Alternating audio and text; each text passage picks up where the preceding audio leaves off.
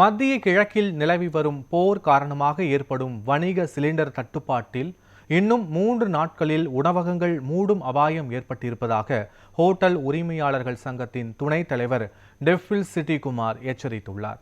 இதுகுறித்து எமது செய்தியாளர் கார்த்திக் அவருடன் நடத்திய கலந்துரையாடலை பார்க்கலாம்.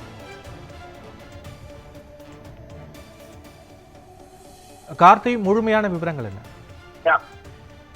வணக்கம். இஸ்ரேல் ஈரான் இடையே நிலவி வரும் கடுமையான போரால் உலக அளவில் எரிபொருள் விநியோகம் தடைப்பட்டுள்ளது. இதன் காரணமாக குறிப்பாக வணிக சிலிண்டர்கள் தட்டுப்பாடு பெருமளவு ஏற்பட்டுள்ளது.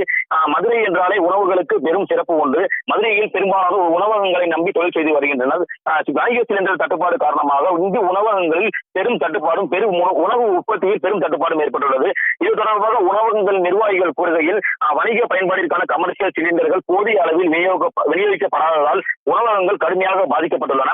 சில இடங்களில் டீலர்கள் கமர்ஷியல் சிலிண்டர்களை கருப்பு சந்தையில் ரூபாய் 3000 வரை விற்பனை செய்து வருவதாகவும் கூறப்படுகிறது. அதேபோல் சிலிண்டர் விலை உயர்வு காரணமாக உணவுகளின் விலையும் பெருமளவு அதிகரிக்க வாய்ப்பு இருப்பதாகவும் தெரிவிக்கப்படுகிறது. மதுரையை பொறுத்தவரை சுற்றுலா பயணிகள் அதிக அளவு வருவார்கள். மீனாட்சி அம்மன் கோயில் போன்ற கோயில்களுக்கு வருவார்கள். அவர்களுக்கான உணவு விநியோகமும் தட்டுப்பாடு ஏற்பட வாய்ப்புள்ளதாகவும் உணவகங்களின் நிர்வாகிகள் தெரிவிக்கின்றனர். அதேபோல் பார்த்திருக்கிறார்கள், பெங்களூரு மற்றும் சென்னை உள்ளிட்ட நகரங்களில் உணவகங்கள் பெருமளவு மூடப்பட்டு வருகின்றன. அதே போன்று அடுத்த சில நாட்களில், குறிப்பாக 3 நாட்களில் மதுரையில் உணவகங்கள் பெருமளவு மூட வாய்ப்பு இருப்பதாகவும் அச்சங்கள் தெரிவிக்கப்பட்டு வருகிறது. இது தொடர்பாக உடனடியாக தமிழக அரசு தலையிட்டு வணிக சிலிண்டர் விநியோகத்தை சீரமைக்க வேண்டும் என்று உணவகங்களின் உரிமையாளர்கள் கோரிக்கை வைத்து வருகின்றனர்.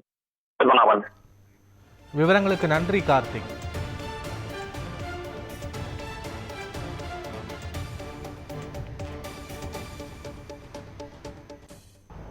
இப்போ ஹோட்டல்களுக்கு முக்கியமாக தேவை எரிபொருள் தான்.